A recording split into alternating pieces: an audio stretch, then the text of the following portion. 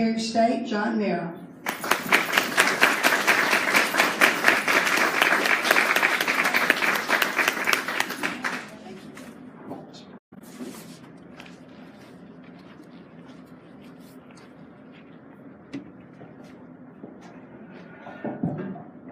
I'm going to try this. If you're not pleased, then we'll do something else. Okay? I'm excited about being in Cullman. Now, when I look around the room, I see a lot of people here that have seen me and heard me a number of times. And some of y'all may be getting sick of me. But what I want you to know is I love Cullman, and I love to come here. The people here have been so good to me, and they've been so good to us as we have tried to implement some of the suggestions that we introduced when we were campaigning. And we think that we're where we need to be as far as moving the state forward in the area that we're responsible for. Now, when I tell you that I've been here a bunch of times, when I was campaigning, some of you have heard me say this, but I went to all 67 counties at least 2 times during the campaign. I put 181,351 miles in my car and 4 sets of tires. I came to Cullman County almost 30 times during those 2 years that I was campaigning. This will be the 5th year in a row that I've been to all 67 counties at least one time. As of today, I've been to 48 of the 67 for 317 unique visits to those 48 counties. And we'll get the other 19 before the 31st of December. But anytime I get the chance to come here, it's always a good day for me. This is my 11th visit to Cullman County in 2017. So when I tell you I like to be here, I like to be here a lot. Now, I don't want to assume that anybody knows anything about our office, even though I think Judge Nicholas has been to 5 of those visits that I have been here this year already, so he could probably already give a lot of my talk. But I want to share a couple of things with you before I give you my message. The booklet that I have given you is our annual report from 2016. It's an overview of the things that we were able to do in 2016, the accomplishments that we've been able to produce, and I hope that you'll take it with you. If you choose not to, please leave it on your table, preferably unsoiled, and I will use it at my next presentation. The inside front cover has a brochure that gives you an overview, an encapsulation, if you will, of the services that our office provides. It's easy for you to use as a reference tool. Now, if you open that, you'll see a photocopy in there of my business card. And on that business card, it has my name, has my title, has our general switchboard number, has my email address, and it has my cell phone number. Now, almost every time I talk, I have somebody that says, why do you give your cell phone number to everybody you come in contact with? There's 4.8 million people in this state. And if you don't remember anything else I tell you today, just don't forget this. I work for you. I work for all of you that live in Cullman County. I work for all the people that live in central Alabama and all the people that live in the entire state of Alabama. And if you need to get in touch with me, you need to be able to do so when it's convenient for you, not when it's convenient for me. So if you call and I can't answer the phone, maybe because I'm speaking to a group in Cullman, or I'm speaking to a group in Huntsville like I was earlier today, or I'm in a meeting like I've been 3 other times today, I'll call you as soon as I can to make sure that your needs are being met, whatever they are, or to make sure that you've been referred to the appropriate location so you can do whatever you need to do. Now, if that's not your expectation for the people that represent you at the municipal, at the county, the state, the regional, federal level, you need to change your expectation. Because we need a higher level of accountability of people who are representing us in those places. And until you demand that, you're going to continue to get exactly what you've been getting. If you're satisfied with that, don't worry about it. And if you're not, You either need to change your expectations or you need to change your people. One or the other. Now, the office of the Secretary of State of Alabama is the oldest office in the history of the state. Alabama had a Secretary of State before we were a state. In 1818, Henry Hitchcock was appointed by President James Monroe, who was our 5th president, to serve as Alabama's first Secretary of State. Now, he served ably in that role in 1818 and 1819. But on December 14, 1819, Alabama became the 22nd state admitted to the Union. Since that time, we've had 48 individuals who served as Alabama's 53 Secretaries of State, and I'm the 53rd Secretary of State. So it's not lost on me. There have been 52 before me, and there's going to be some number after me. I just hope it's not too soon. But the reason that I share that with you is because as long as we're there in this role, we'll attack every day, every issue, every opportunity with as much enthusiasm, energy, and vigor as we possess in order to provide the services that you should expect from our office. The Code and the Constitution give more than 1,000 assigned duties and responsibilities to the person who holds this position. Now, those include, but are not limited to, the things that we've worked the hardest on since I was elected. Things we talked about in the campaign, things we worked with the legislature on to try to move Alabama forward. Elections, which includes voter registration, election administration, campaign finance reform, campaign finance review, all the things related to the elections process. Business and corporations, licensing, trademarking, anything to do with starting a new business, expanding a business in our state. Last but not least, international adoptions. Now, we've chosen those 3 areas because those are the 3 areas that most directly impact the lives of Alabama families on a daily basis. We want to be responsive to Alabama families. Now, I'm going to talk to you for just a minute about our efforts in the election area. Then I'm going to talk to you about our efforts in the business services area. And then I want you to ask me some questions, because I want this to be an interactive time, one that you find beneficial. In the area of voter registration, we made a significant commitment that we want to ensure that each and every eligible U.S. citizen that's a resident of Alabama is registered to vote and has a photo ID. That's real important, so I'm going to say it one more time. We want to ensure that each and every citizen of the United States that's a resident of our state is registered to vote, has a photo ID, so they can participate at the level that they want to participate. How we go about accomplishing that? First of all, we reached out to all 140 members of the legislature. We said, give us 3 locations in your district where you want us to go to conduct a voter registration photo ID drive. We gave them examples. We said, we'll go to the Walmart in Cullman on Saturday between 10 and 4. Why are we going to the Walmart in Cullman on Saturday between 10 and 4, Judge? That's where the people are. Because everybody's there. Okay. We said, we'll go to Brown Chapel Church in Selma on Sunday between 10 and 2. For the same reason. We don't want to go to Brown Chapel Church in Selma on Tuesday night between 5 and 7 to conduct a voter registration drive. That's defeating the purpose. Then we reached out to all the probate judges. We said, give us a can't-miss festival, event or activity in your community where you want us to go to conduct a drive. So we've been to the Cullman County Peach Festival in Clinton. We've been to the Peanut Butter Festival in Brundage in Pike County. We've been to the Peanut Festival in Dothan down in Houston County. We've been to the Tomato Festival in Slocum down in Geneva County. I was a grand marshal of that parade. People walk around and like tomatoes. They've got tomato costumes on. We've been to the Magic City Classic in Birmingham, where Alabama State and Alabama A&M play every year. And we've been to the Rattlesnake Rodeo in Opp, down in Covington County. What about the Sweet Tater Festival in Cullman? Yes, ma'am. And let me tell you where else we've been. We've been to Magnolia Festival in Jefferson County. We've been to Panoply in Madison County.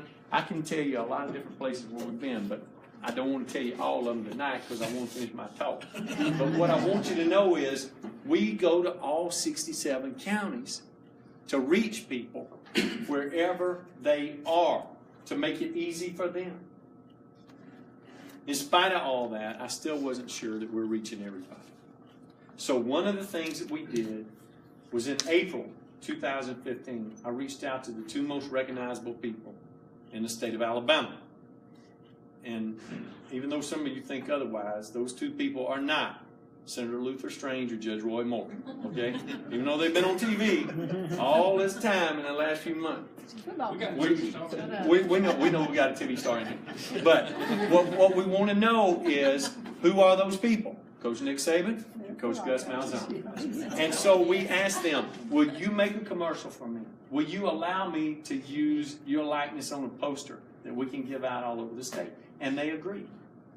Last year, I asked Charles Barkley, who's in the Basketball Hall of Fame, played at Auburn, and played at Leeds High School, and is in the Alabama Sports Hall of Fame, and he agreed. Then I asked Deontay Wilder, who's a heavyweight boxing champion. He lives in Tuscaloosa, and they agreed. This year, I asked two ladies.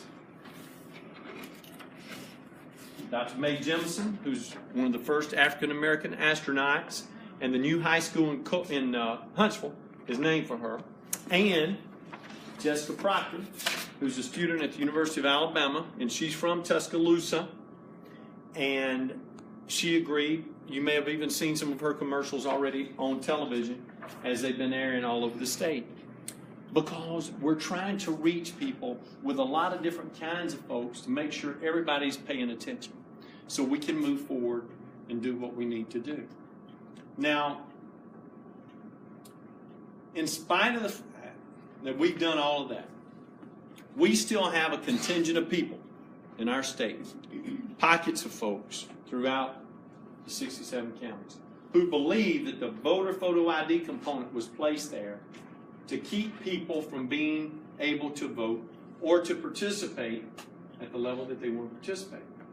And it's important to note, like President Reagan said, people are entitled to their own opinion, but they're not entitled to their own facts. So what are the facts? The facts are that since January the 19th, 2015, we have registered 814,580 new voters in the state of Alabama. 814,580 new voters. Now, Tim's been covering me a lot since I've been coming up here. And the one thing that does not change is about where I get to where I am right now. The one thing that changes every time is the number I just gave you, because it continues to increase. We now have 3,303,002 registered voters in Alabama. Both those numbers are unprecedented and unparalleled in the history of the state of Alabama, because we made it an emphasis to make sure people know what we're trying to do. What does all that mean? Really mean? March 1st, 2016, when we voted for president in the primary, had 1.25 million people go to the polls and vote. Broke every record for participation in a primary for president or governor in the history of the state. November 8th, 2016, we voted more than 2.1 million people. Broke every record in the history of the state for participation in a general election for governor or president in the history of Alabama. And not one time did a single individual go to vote in either one of those locations and was told you can't participate because you don't have an ID. Not one time. You know what else? We have had some people that call that say, I can't go to Panoply. I can't go to the Tomato Festival. I can't go to the Board of Registration, where the registrar's office is, where you can register to vote every day the courthouse is open. So you know what we've done for those people? We have gone to their house and give them an ID at their house. No other state in the union is doing what we're doing. Nobody. Tomorrow morning, 6 a.m., I'm flying to Detroit, Michigan. And I'm going to the Capitol in Lansing, where I'm going to talk to the Michigan legislature about what we're doing and how we're doing it. I'm proud of what we're doing and the way that we're doing it. We are setting a standard that other states will model after, because we want everybody to participate at the level they want to participate. Because it's my belief, if we have an educated electorate, then those people are going to vote the way that we would hope that they would vote. And we need more of them to be registered, so we're accomplishing that goal. We still weren't sure that we were reaching everybody as effectively as we could. So, January 2016, we decided we had to find another way to make it easier for people. And one of the ways that we thought was best to do that was to try to go to the App Store and to find a way for your iPhone or your Android to enable you as a voter to modify your voter registration record, or to create a new record if you were a new voter in our state.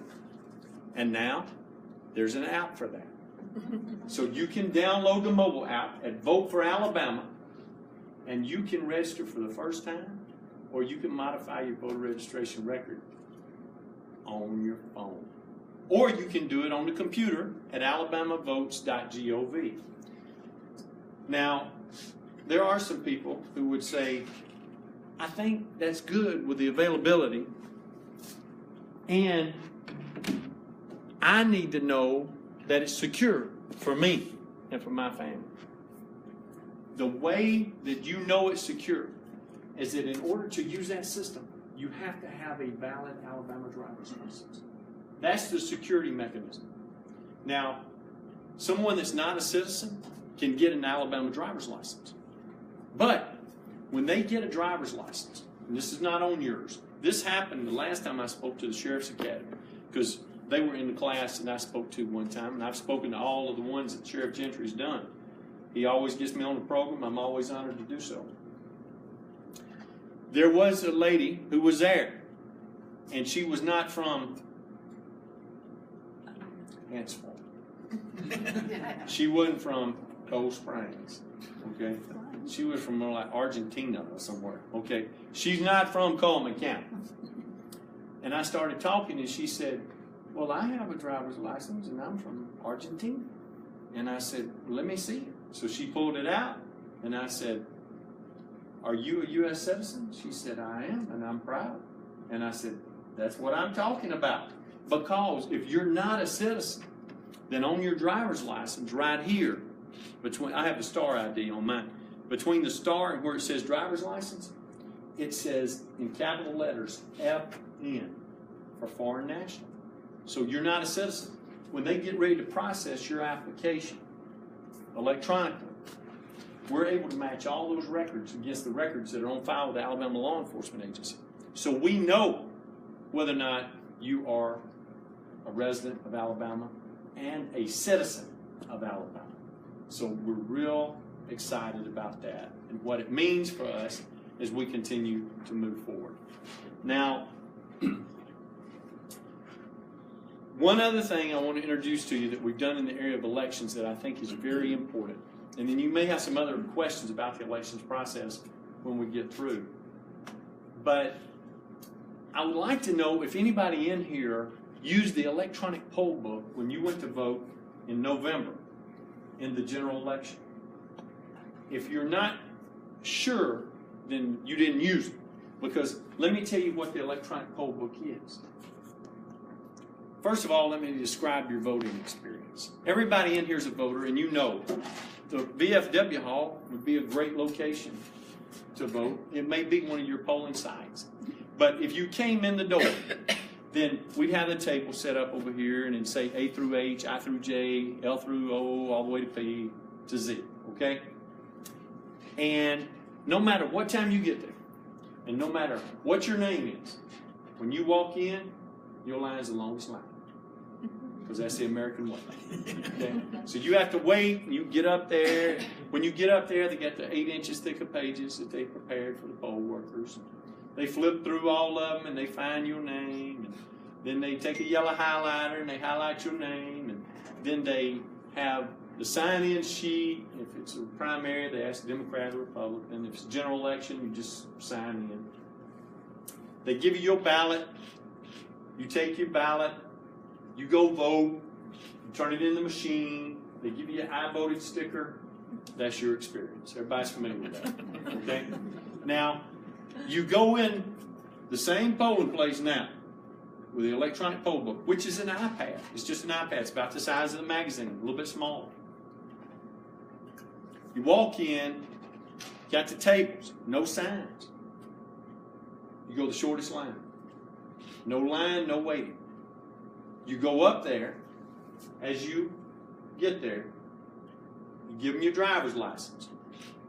When you give them your driver's license, they scan your driver's license on the equipment. When they scan your driver's license, pulls up your image, they match your face with the one that's on your card. Most of y'all, that's good. For some of y'all, I hate it. And then at that point, they match your signature against the one that you sign with a stylus pen, like you do at Walmart, Sam's, Target, gas station. And it matches the signature that's on file with the one that's on file with the Alabama Law Enforcement Agency or your driver's license. Now, if you voted absentee, you're locked out of the equipment because when you get there, your name comes up in red. So they know that you've already participated. And as soon as you sign in, you're locked out of all the other equipment. So you can't go anywhere else and attempt to vote. Then you're done. They give you your ballot. You go vote. Turn your ballot in. They give you I voted sticker. That's your new experience. In Mobile County, the average processing 650 voters an hour. In Jackson County, in Scottsboro, they did one every 27 seconds. It reduced the wait time 60 to 75% for the people that use that equipment. That experience is helping to revolutionize the way that we do elections. I have people that contact me, they said, we need early voting in Alabama. You supportive of early voting? I said, we have early voting in Alabama. They said, really? Where? I said, in every county in the state. It's called absentee voting. Just go vote early. They said, that's not what I'm talking about. I said, well, what are you talking about? Of course, when they get through describing what they want is early in-person voting, which means you go to a central location, you vote just like you would on election day. Turn your ballot in. There are several states that have early voting in person. You know, two things that have been consistent about every state that has early in-person voting. Everybody says that. Most of them say it out loud like you did. Fraud or cheating. But the thing that's consistent is that in every instance, one thing has failed to increase. You know what it is? Turnout. You know what has increased every time? Cost. I am not for everybody in here paying more for the convenience of a few. That does not make sense to me. I don't think that that's a good use of the taxpayer dollar. Because you know what people remember? They remember that on November the 8th, we had 70+% of our people vote. 2.1 million. You know what they don't remember? They don't remember July 14. In the runoff, we had 11% statewide. Well, that's my birthday, so they might have remembered. Actually, the election was on the 15th. And in July of 2012, they had 5% statewide. 5%. Now, if you have early voting, you have it if you have 5% or if you have 75%. So that's why we have to be wise about those things. And then sometimes people say, why don't we have electronic voting? Georgia has a touch screen. You go in, you touch it. It pulls up your ballot at the end. They say, is this the way you chose to vote? Please hit send. No paper trail. I have a problem with that. We don't have a way of going back and checking it out. There's such a thing as technology and such a thing as good sense. Now, I will tell you this too. We have electronic voting. We do. For military servicemen and women that are deployed. That are in another country other than the United States. And if they are, then they have the opportunity, and we were the first state in the union to do this, to request their ballot electronically, to complete their ballot in a secured website away from the email, and then to return it with a notification in the email that it has been completed. We were the first state in the union to have electronic ballot delivery and electronic ballot return. And the thing that really makes me proud is that we led the nation in military participation, with 84% of our military servicemen and women being able to vote and have their vote cast and counted. I'm really excited about that. But I'm not for giving you or me that opportunity. Because those people are working for us at places that we sent them. They're not there of their own free will. So we need to be respectful of them. We need to make sure that they're able to do what they need to do in order to continue to help and support us. Now let me talk about business services for just a minute, and then I'll entertain some questions. When we started, we had 49 employees in our office. We interviewed each and every one of them. We wanted to find out what motivated them, what encouraged them to want to continue to come to work every day. It became very clear to us very quickly we have some outstanding state employees. And we have some that need to find something else to do outside of state government. I was told about this one guy, specifically. Don't give him anything hard to do. Don't give him any timelines.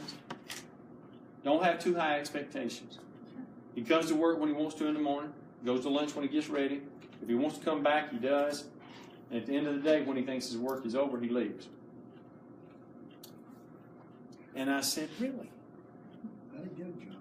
Because, you know, I worked for the Tuscaloosa County Board of Education for 16 years and 31 days. And the one thing that I learned there that was unequivocal is that you can get rid of anybody you want to get rid of as long as you assign, assess, evaluate, document, record, and do what you need to do to make sure people are meeting the standard. If they're not meeting the standard, you can make the change. Now, why did I share that with you? Because most people are not willing to pay the price to make sure the standard is being met.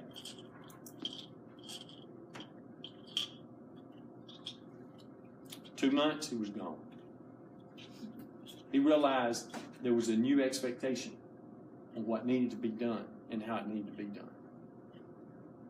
We've evaluated each and every contractual agreement.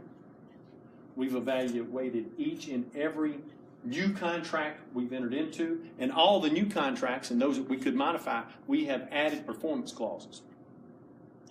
If they don't deliver their service or their product in a timely fashion, the way that they said they would, they're going to pay a price for that. Cash money, additional services, or additional materials. Because that's your money. That's your money. You know, one of the things I was told by one of the guys that was working there, he'd been there 20 years. I'd been there 2 weeks. He brought me a contract. Said, I need you to sign this. I said, what is it? He said, well, it modifies the election system. I said, well, how much is it? $15,000. I said, well, what does it do? And he told me. I knew he hadn't had that contract for just a day, and he wants me to sign it and get it done so it'll be done tomorrow when it's due. I said, well, is that the best they can do? He said, well, I'm sure it is. They're in business. They know what they need to be charging. I said, I tell you what, you go back and call them and you ask them if that's the best they can do. That afternoon, he came back to see me. He said, they said they do it for $13,500. I said, that's outstanding. I said, you go back, call them, tell them we'll do it for $10,000. He dropped his head and he left the room. Next morning came back. He said, they said they do it for $10,000. I said, I know they did. He said, how did you know they do it? I said, because that guy is not going to his boss in this economy and saying, I left a $10,000 deal on the table and all we have to do is press a few buttons. Because he's got to pay for his family to have something to eat too. We need to ask the next question.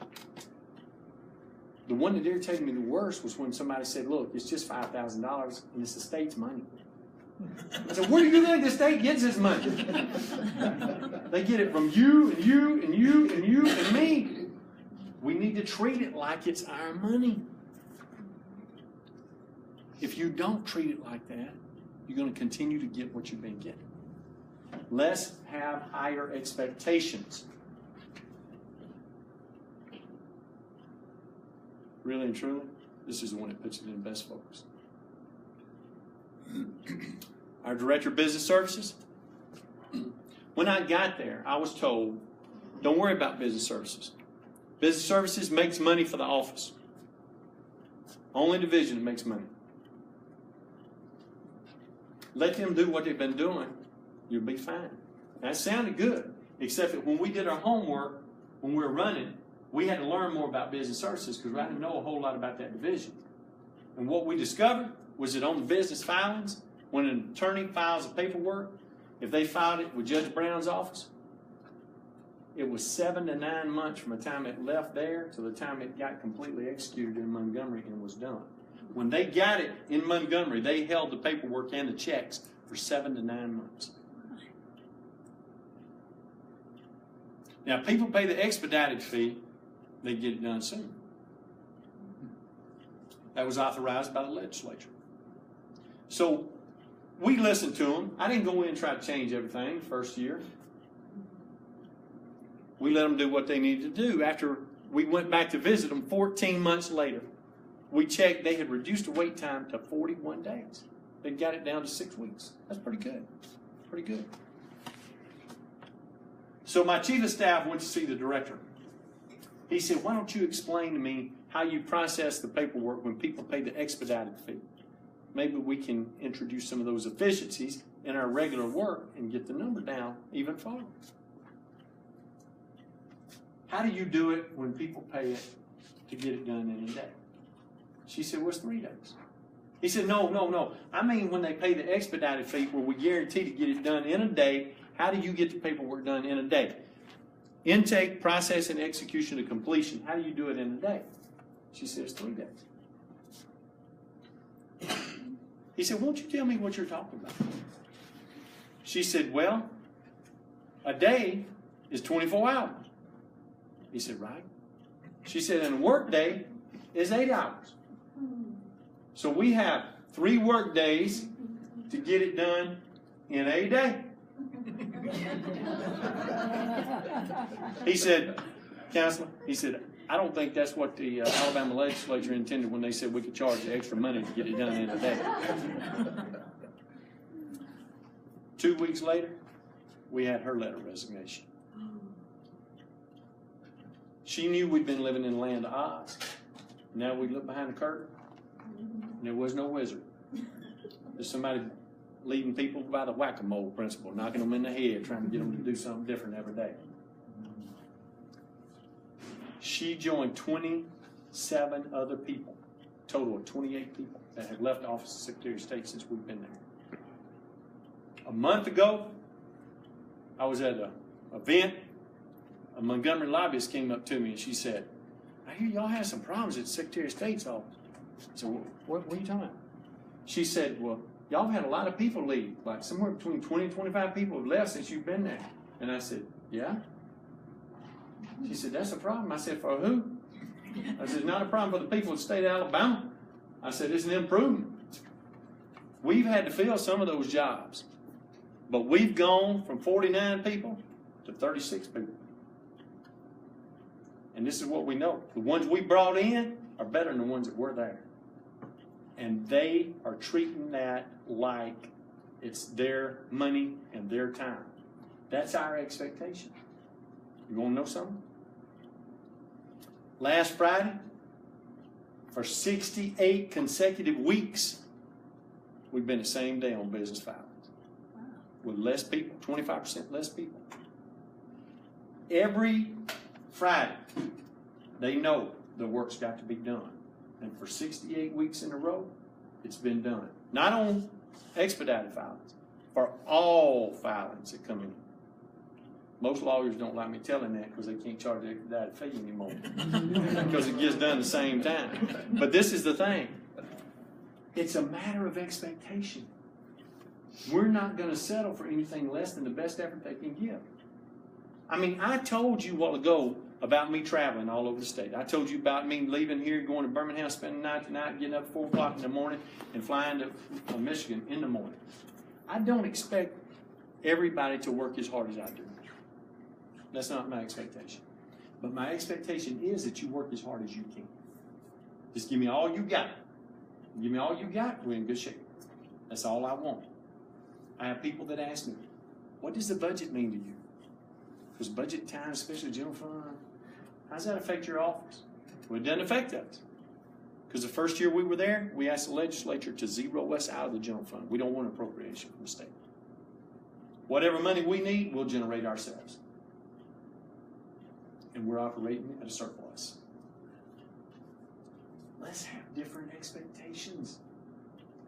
Let's have an understanding of what we need to have done to take Alabama to the next level. Don't just listen to politicians, whether elected officials or candidates, coming in here and telling you, we're going to do this and this. Say, show me the money. Show me what's going on. When you show me, I can see it for myself. That's where we need to be. Now, I know we're at 7 o'clock. So this is what you need to know. We don't really even have time for questions. Unless we have one that just burns somebody in the hole. Somebody thinks I did that on purpose. But look, I will say this to you. Whoever has to leave early can just leave. They can leave it. But look, I will tell you this. Now look, hear me, okay? I just came here for one purpose, and that's to visit with y'all. So I'm going to be here till the last one leaves tonight. Because I just have to go that Holiday Inn at the airport, right off I-20. That's where I'm spending the night. And it doesn't matter what time I get there, because I know what time I'm getting up. So I'll be here till the last one leaves. Does anybody have a question they just want to ask is burn a hole in their heart? One question. Yes, ma'am. When do you run for governor?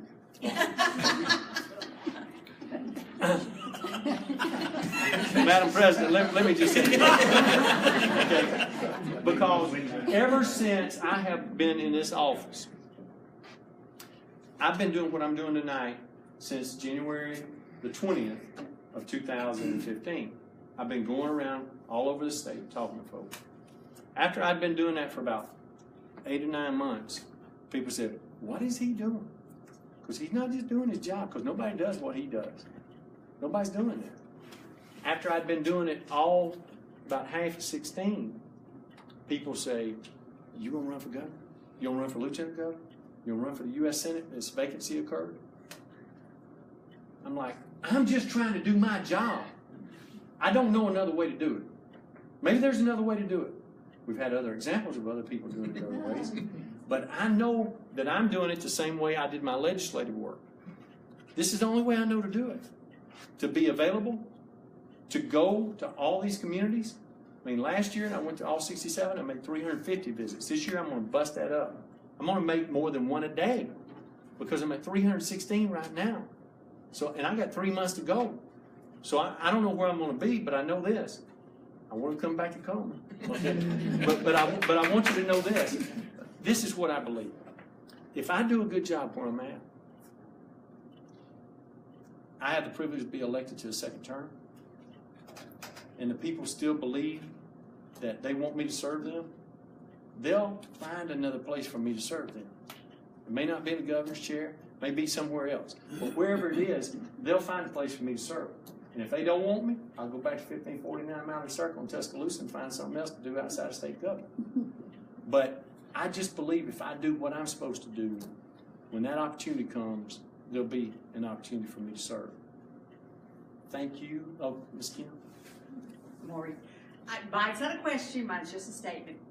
I asked him 4 months ago to come to this meeting. No questions. I said, I want you to come. I know I'm asking you 4 months in advance. I know you have a lot going on. No doubt, he said, I will be there. He gave me his number. I called him. He does give you the number. And I got his message, and his secretary called back, and she said, oh yeah, he's already told me that he's coming to this meeting. Second statement that I want to make is, I would like, and you know I'm the programming director, I would like for everybody to stay and let's take a picture with our 2 speakers tonight so we can have that, because we'd like to maybe get some type of magazine type thing going. If that's okay, but that's my other statement. And I'll ask you my question later because it had to do with And if anybody else wants to talk to me, I'll be here until the last one leaves. Okay, thank y'all so much.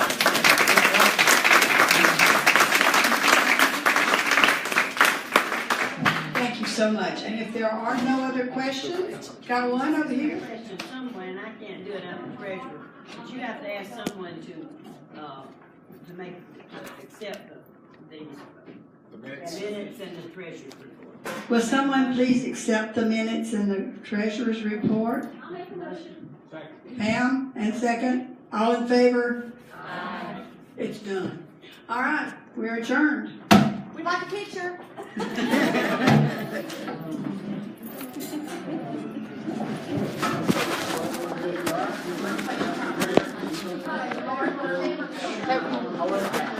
You're tall, so everybody here. So everybody, all the you can tell I'm special ed. Just everybody.